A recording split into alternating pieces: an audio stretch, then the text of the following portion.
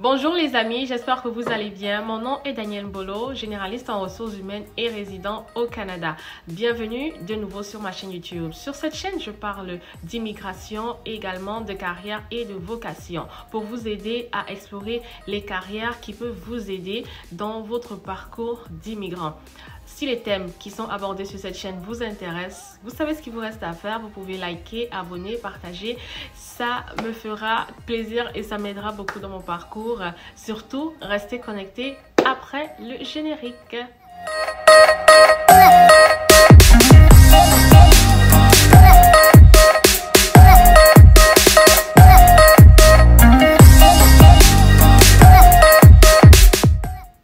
Rebonjour à tous et merci à tous ceux qui continuent de s'abonner sur ma chaîne YouTube en grand nombre. Alors cette vidéo s'adresse à tous les futurs candidats qui s'apprêtent à déposer une demande d'admission pour un visa d'études ou encore un visa de travail ou qui sont même déjà au Canada.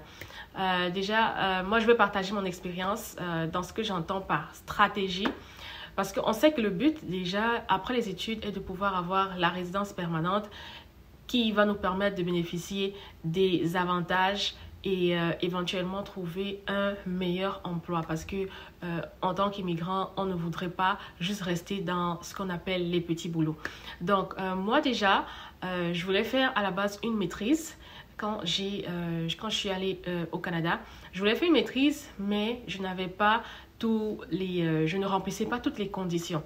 Après, je me suis dit, ok, je vais faire un baccalauréat de 4 ans. Mais maintenant, mes parents ne pouvaient pas soutenir un baccalauréat de 4 ans.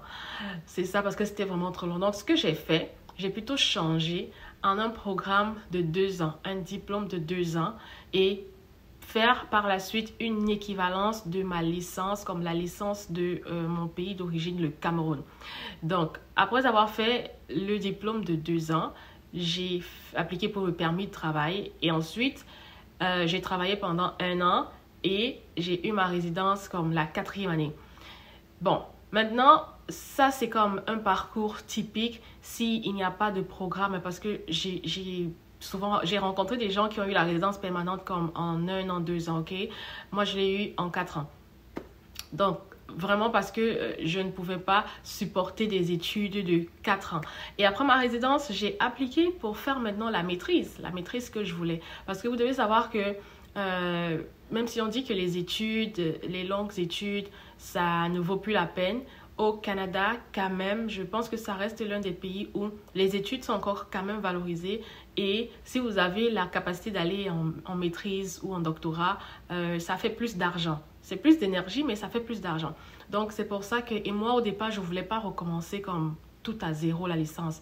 Mais je me suis dit, je vais me sacrifier et faire plutôt un diplôme qui va me permettre de trouver un travail, travailler 1 an et puis faire entrée express. Donc maintenant, dépendamment de la province où vous vous trouvez, que ce soit entrée express ou par exemple les programmes provinciaux du Nouveau-Brunswick, de la Nouvelle-Écosse ou du Canada Atlantique en général, vraiment en 4 ans, je pense qu'avoir sa résidence permanente est possible. Bien évidemment, les parcours ne sont pas les mêmes. Je ne dis pas que tout le monde doit faire comme moi. Chacun a son parcours et il y a 1001 opportunités d'avoir la résidence permanente au Canada après les études. Il y a tellement de programmes. Donc, moi, je dis tout simplement que si vous n'êtes pas capable de payer des études de 4 ans directement, ça serait une bonne idée de passer d'abord par un diplôme d'1 ou 2 ans et ensuite de pouvoir terminer le baccalauréat après avoir eu la résidence permanente. Donc, ce que moi j'ai fait, déjà moi j'avais eu l'équivalence de ma licence, ok? Donc, moi j'avais eu l'équivalence de ma licence qui me permet aujourd'hui de faire la maîtrise. Mais puisque je ne qualifiais pas pour l'université de Moncton en maîtrise, je me suis dit, ok, je vais juste faire un diplôme de 2 ans et après ma résidence permanente, je serai capable de payer comme une Canadienne. Donc, aujourd'hui, après la résidence permanente, je peux payer la maîtrise comme une Canadienne. Vous voyez, c'est sûr que ce n'est pas facile, après avoir travaillé, de retourner aux études. Donc, je sais que c'est ça que beaucoup de personnes évitent parce que c'est pas facile. Mais je trouve que c'est une bonne stratégie si vraiment vos parents n'ont pas les moyens de pouvoir payer 4 ans d'études directes. parce que c'est comme, même si le minimum est par exemple en Atlantique 10 000 dollars par année, et je dirais même 15 000 dollars, comme fois 4, ça fait pratiquement 60 000 dollars à débourser, sans compter les frais comme le logement, la nourriture et autres, ok?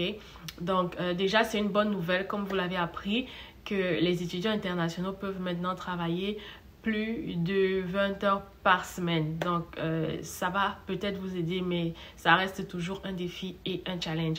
Donc, vous n'êtes pas obligé de faire comme moi, mais ça reste un conseil, ok?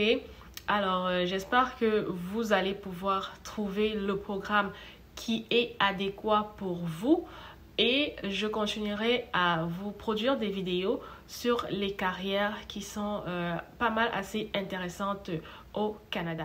C'était mon parcours à moi que je voulais partager avec vous, espérant qu'il vous inspirera, vous motivera à accomplir vos objectifs de résidence permanente dans quelques années. Et bonne chance à tous ceux qui ont commencé leur dossier. Vous pouvez vous abonner pour m'encourager, liker, et merci d'être resté jusqu'à la fin de cette vidéo. Vous trouverez tous les liens qui sont dans la barre de description si vous voulez me joindre, ou encore vous pouvez laisser des commentaires sous cette vidéo.